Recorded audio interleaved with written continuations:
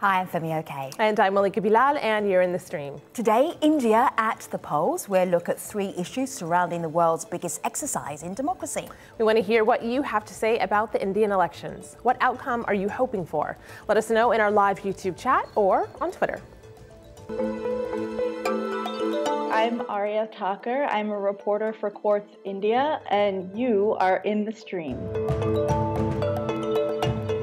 A general election is underway in India, and for the next 5 weeks, 900 million Indians will be eligible to cast ballots for members of parliament who will ultimately choose the next Prime Minister. Today, we'll discuss the potential re-election of Prime Minister Narendra Modi, issues of the economy, and the role social media is playing in these elections. And joining us is a panel of Indian journalists. On set is Sadanand Dume. He's a resident fellow with the American Enterprise Institute. That's a public policy think tank based in Washington, D.C. Via Skype, Neha Dixit, an independent journalist based in New Delhi, and also in New Delhi, Rohan Venkat, an associate editor at Scroll Media.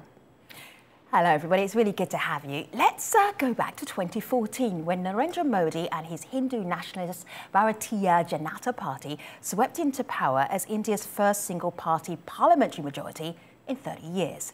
The question now, do Indians still want 5 more years of the BJP?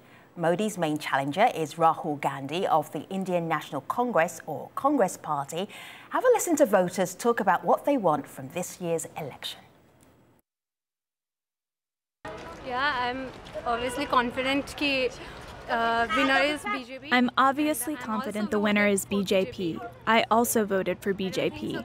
I don't think other parties have a chance. Everyone will vote for BJP. Obviously, BJP is the winner. Their work, you can see it. We want the new government to function well, to be peaceful, and for the situation in Kashmir to get resolved. As someone living in Kashmir, this is my desire. So I think I'll support Rahul Gandhi anytime. I mean, I see a leader in him, and I need an educated leader. I need to see a prime minister who talks about education and peace and love. So, Rohan, can you remind our international audience, what was the campaign slogan of Modi during his first campaign? Remind us what he said he was promising for India. Right. So back in 2014, the big promise, we were coming right off an economic crash, a government that was seen as tainted with a lot of corruption. And so Modi came to power back then, promising literally the good days. Achhe din was the slogan. And that means the good days are coming. He promised to take India to a place it hadn't been taken before, not just in the past 5 years, but the previous 60 years, he said, had not been good enough for India. And he promised this ambitious plan of taking India to another stage altogether, where people would suddenly be able to hold their heads up proudly and say that we are now Indian, not just taking us forward economically, but also culturally and socially. He promised to take people along with him. But yes, at the core of it was this promise that the good days are ahead if Modi comes to power. Now, did he deliver on that promise? Actually, I'm just going to add to what Rohan said. I think he did deliver what he promised, because what he promised was a lot of religious sectarianism. He promised a lot of polarization.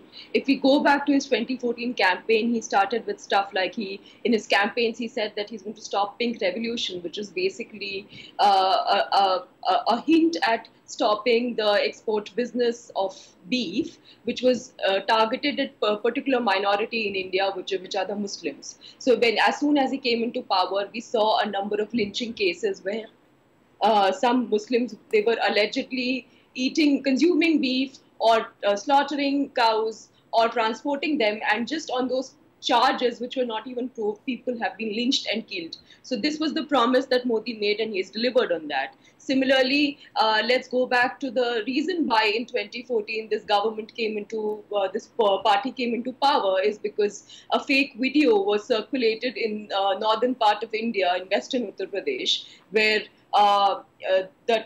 this BJP has been using this theory that Muslim boys come and lure Hindu women and make them fall in love. And that theory was propagated. A fake video was circulated on social media that engineered a full-fledged riot between Hindus and Muslims. That led to BJP gaining 74 seats in a state where they had 12 seats, and that led them to come into power at the center. So Neha, what I'm going to do is summarize what you've been saying as a Hindu nationalist wave, which is, Dume, how you described it when you were working for and writing for the WSJ. I've got the headline just right here. But this Hindu nationalist wave, can you describe the political climate? With Neha.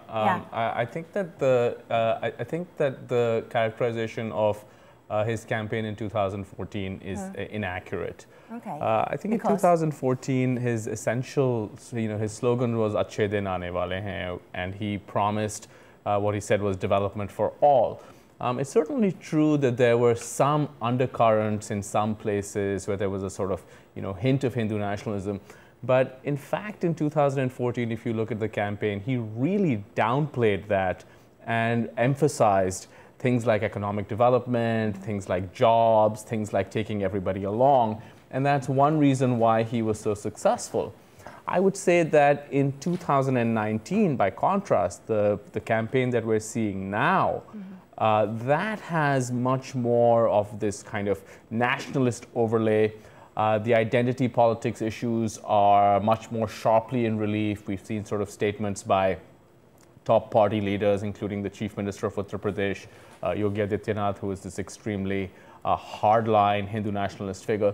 So I'd just like to contrast the sort of main messaging of 2014 with the main messaging of 2019. There's someone online who would agree with you on the nationalist overlay, as you put it, of this current year and this current election campaign.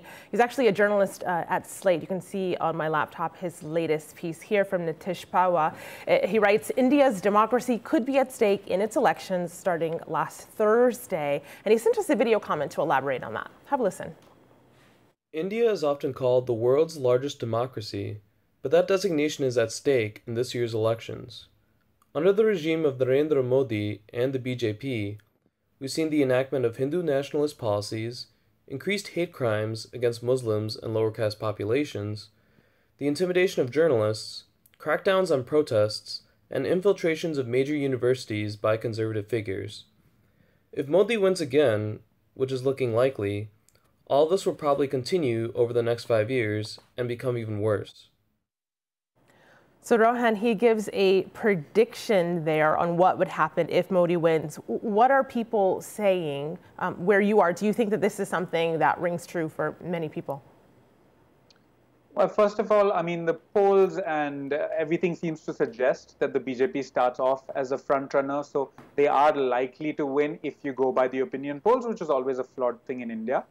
What is apparent, and I can take you to a middle ground a little bit between what Sadanand was saying and what Neha was saying as well, is that there were coded bits of the campaign in 2014 which suggested the Hindu nationalism at the core of it, but I think the broader package tried to sell development primarily, where the BJP was almost conscious about the fact that it might be criticized for pushing the religious aspects of its plank.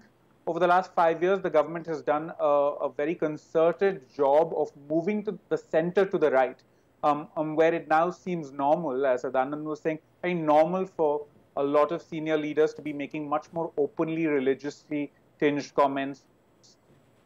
And so if they were to come back to power, certainly one would expect even more doubling down on the Hindu nationalism. It's undoubtedly the direction that the party would go in. Let me just jump in here. To go to that video by that young man, I think it's important to separate, what much of the commentariat feels and what the mood is on the ground. Now, I've been extremely critical of this government. I think that many of the things that they have both said and done have been problematic. But when you travel in India, so I was traveling in Western Uttar Pradesh not long ago, that is not the set of issues that people typically bring up, right? So, your average person, at least in North India, they seem reasonably satisfied with the government. They basically think of Modi as a good guy. He's selfless. He never got married, so he's not corrupt. How do you know that? Because actually, I've talked to people. I want to jump in there. I want to say. So I think that So this is not sort of, so I think that there's a difference because in there. West UP, the areas that Dume is talking about, in West UP, there has been a severe agrarian crisis. This was one of the richest sugarcane belt in West UP. And now it's come to a point where there is a severe crisis. Farmers haven't been paid for the last 2.5 years by sugarcane mill owners. And this is the area that never faced this kind of agrarian crisis. No, my point is very simple. You have to separate. People on the ground are not really. As journalists, you have to separate what people are saying to us and what we think. These are not necessarily the same things. Maybe we wish people were saying other things, but you've got to be aware of what people are saying and what the polls are saying. I don't know why you're saying that to me, because I've just come back from Bihar and Madhya Pradesh and Uttar Pradesh. Schemes like Ujjwala scheme, or which was to provide LPG to women, or the Ayushman Bharat scheme, which is supposed to provide health insurance to people. People are dying and not being able to access these health why do all the polls say that the BJP is coming back? So guess what I want to do, because we've actually just very smoothly moved into talking about the economy. So that's the next topic that we really wanted to focus on. So one of Narendra Modi's major campaign pledges was to create 10 million jobs annually. 10 million. Now, instead, his government has been accused of creating India's worst unemployment crisis in 45 years. Farmers in the rural regions are also not very happy. I want you to listen to one person. Neha is saying that people are saying this. Sadanand is saying that people are saying this. But I want you to hear Shreya Ghosh. She is a university student in New Delhi. This is what she's thinking about the economy. Have a listen. One of the biggest expectations is creation of jobs. That's gone down for a very long time. I mean, it's just not happening in the few years, but there is a tendency of unemployment. But of course, in the last few years, we have seen very concentrated loss of jobs, especially loss of permanent jobs. So Rohan, let me just bring you into the debate, because we're arguing about who has heard what from which parts of the Indian electorate. What is your take on the economy and how people are talking about the economy down on the ground? So one of the main aspects of the last 5 years has been the idea that we don't actually understand what's happening properly in the Indian economy. And though India has always been, lauded for having a great statistical system, there have been questions raised about how this government has dealt with the data. They've also come fairly late, despite promising lots of jobs. They've come late to the game in saying that we don't have good enough data. In the last 2 years, the government has said that the problem is not a lack of jobs, it's a lack of enough information about the informal economy. Undoubtedly, as you travel through the country, there is the feeling that there haven't been enough jobs. India is a very young country with a giant population, and not enough jobs could be a serious problem for the country. So there's definitely the feeling that there aren't enough jobs. Whether this will play out directly against the BJP, I think remains to be seen, in part because the alternatives are also in question. It's not only about how well or badly they've done, but whether people think any alternative could do better. So people online watching live on YouTube are also talking about the economy. This is one comment from Anant Vijay, who says it has worsened and only a few of the top businessmen have benefited.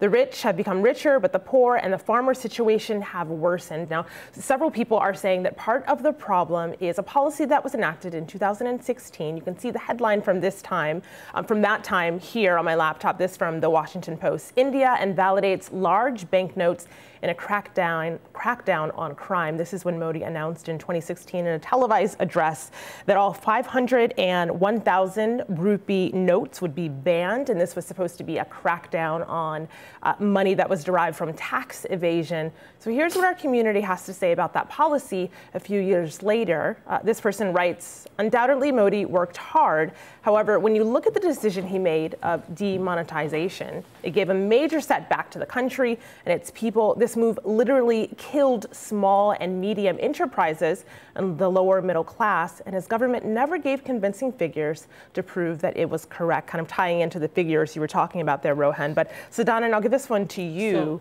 demonetization. Yeah, so let's just sort of step back for a minute, right? I write a lot about the economy because I write for the Wall Street Journal.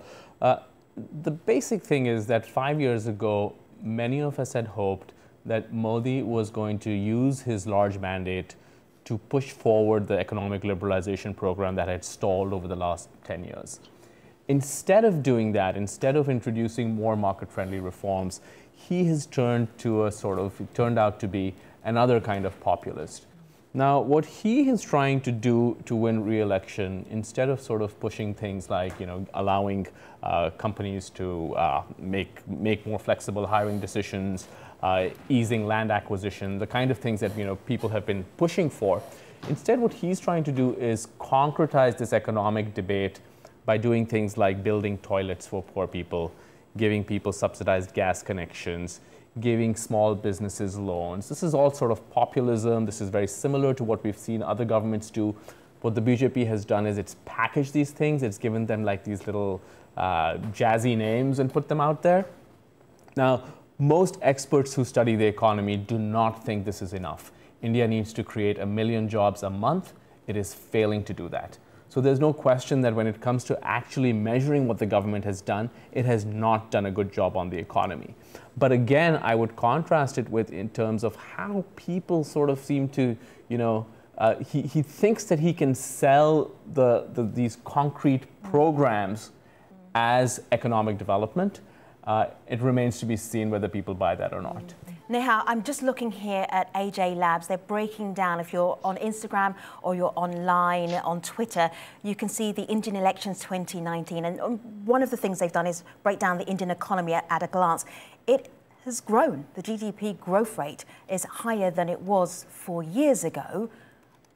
But how does that reflect to people who are below the poverty line? I'm just going to scroll down here. 21% of Indians below the poverty line. Are they seeing any benefits whatsoever, even from populist policies?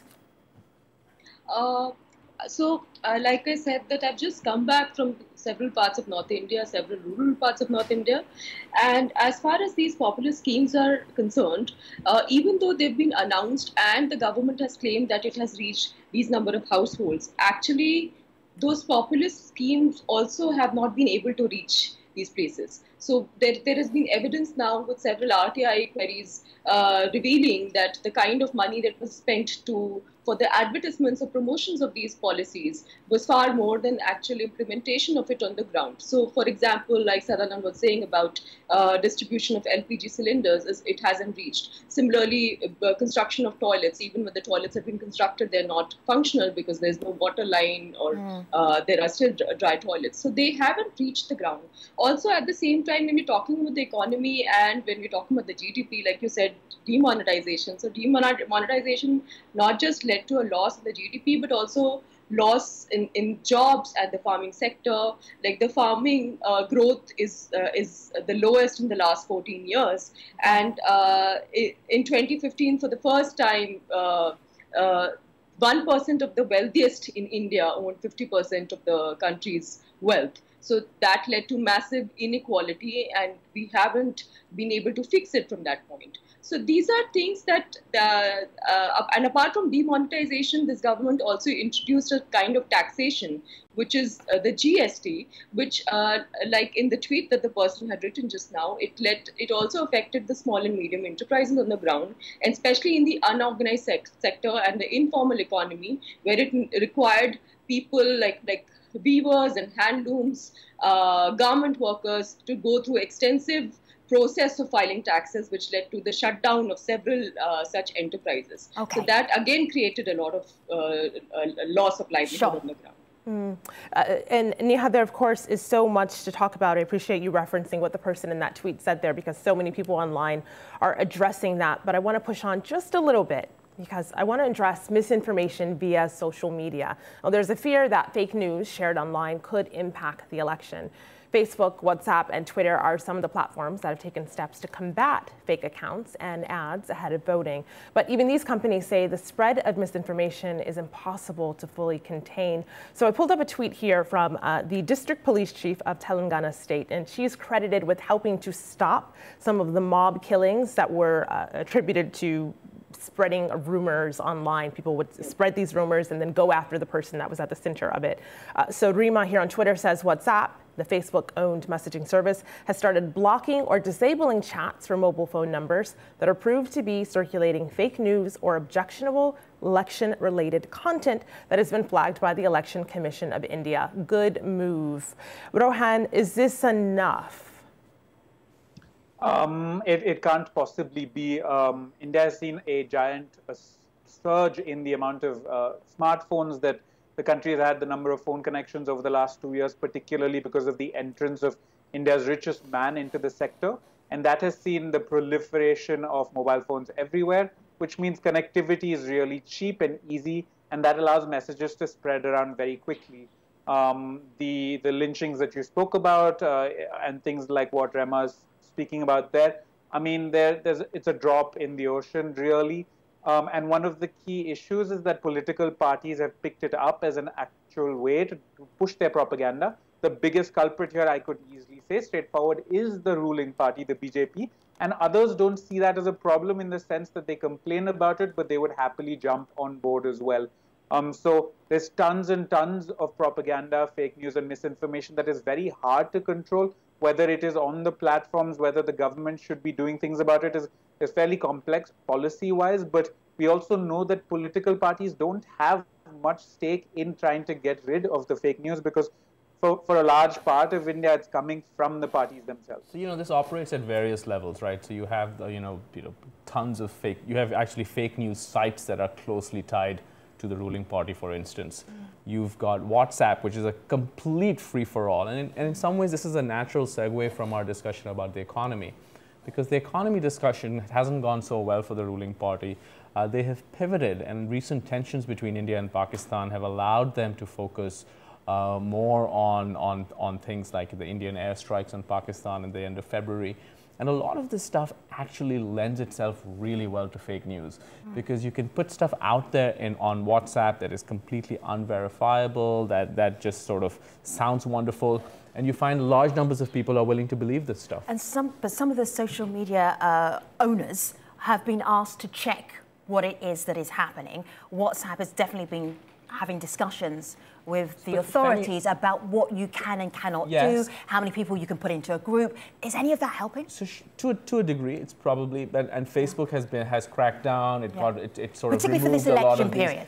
But it's very difficult to do, because in India, the political parties are deeply embedded in these networks. So this is not a question of outsiders coming in. This is not a question of a few bad actors, but these people are effectively part of the campaign apparatus, particularly of the ruling party. So it becomes very difficult for social media companies to actually do this because the parties are using it as a tool. And they're in power. Right. No, in fact, just a quick reminder at this point, what Sadanand is saying, just adding to his point, that it was a fake video in the Muzaffarnagar district in 2014, in September 2013, that led to a large-scale riot, that led to the kind of polarization that helped this party come into power. So just adding to what Sadanand said, it started with a circulation of a fake video, which was Rohan was just trying to squeeze in just in the last minute of the show. Go ahead, Rohan. Yeah, so some of the fake news conversation is also problematic, as both the others were saying, that a large part of this comes from the parties themselves. And the danger of making it about fake news is that the government is now suggesting that WhatsApp, for example, breaks its encryption. So even the conversation around it is giving the government a lever to suggest less privacy for people. So in some ways, it's almost dangerous to have this conversation, because it's giving the government a chance to say that we need to surveil more people, we need to break the weight rules of communication between folks, whereas they themselves are deeply embedded in the sharing of propaganda. So it's a very complex question. And it's a universal one, because it's the conversation we have everywhere, where we're talking about access and people having access to social media.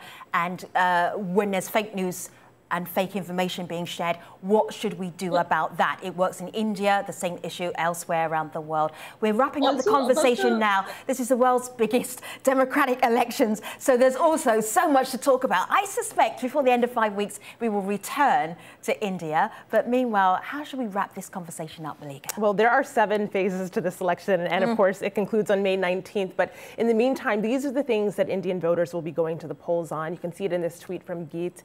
She says, vote for your future, vote for jobs, women's dignity, education, freedom, rights, growth, and justice.